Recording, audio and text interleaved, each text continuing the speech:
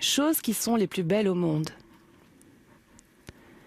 Est-il rien d'aussi beau que les cérémonies célébrées en présence de l'empereur à la fête spéciale d'Iwashimusu?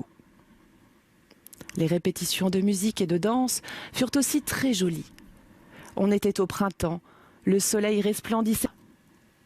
En songeant que la lettre ne semblait pas de celle que l'impératrice faisait écrire par une autre personne, je l'ouvris, la poitrine palpitante. Cependant, ma maîtresse n'avait rien mis sur le papier. Elle s'en était servie pour envelopper un simple pétale de kéri, le pantalon que portent les gens de police. Un stordio, fait avec des joncs trop gros. Un petit bonze encore enfant qui engraisse. Une véritable natte d'Izumo. Un visage d'enfant dessiné sur un melon. Un jeune moineau qui vient en sautillant dès qu'on imite le cri du rat. Choses qui ont un aspect sale. L'envers d'une broderie. L'intérieur de l'oreille d'un chat. Une foule de rats dont le poil n'est pas encore poussé, qui sortent du nid tout grouillant. Les points des coutures à l'envers d'un vêtement de fourrure qu'on n'a pas encore doublé.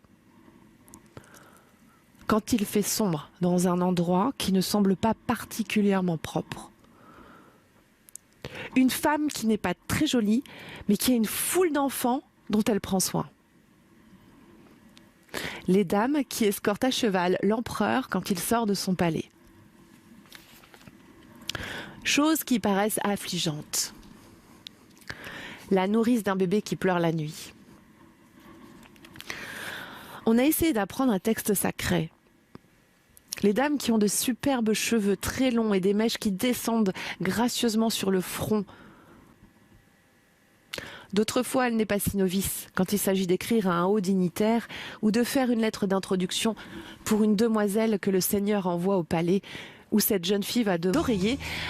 A tout de suite, ne bougez pas de votre oreiller, ne bougez pas de ma lecture, revenez tout de suite pour la suite de cette lecture. Je vous attends tout de suite dans Voyage au bout de la nuit. A tout de suite. Quand le soleil fut couché, toutes celles des dames qui n'étaient plus dans leur fleur de l'âge profitèrent de ce qu'il faisait sombre pour se mêler aux plus jeunes. Toutes à leurs livres saints et des poésies japonaises. À un certain moment, le capitaine sous-chef des chambellans, après avoir dit que la nuit était finie et qu'il devait se retirer, se mit à déclamer le poème.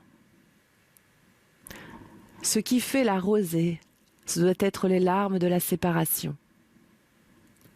Le capitaine de la famille Minamoto récitait en même temps que lui, et c'était ravissant. Mais je m'exclamais, voilà une tissande bien pressée.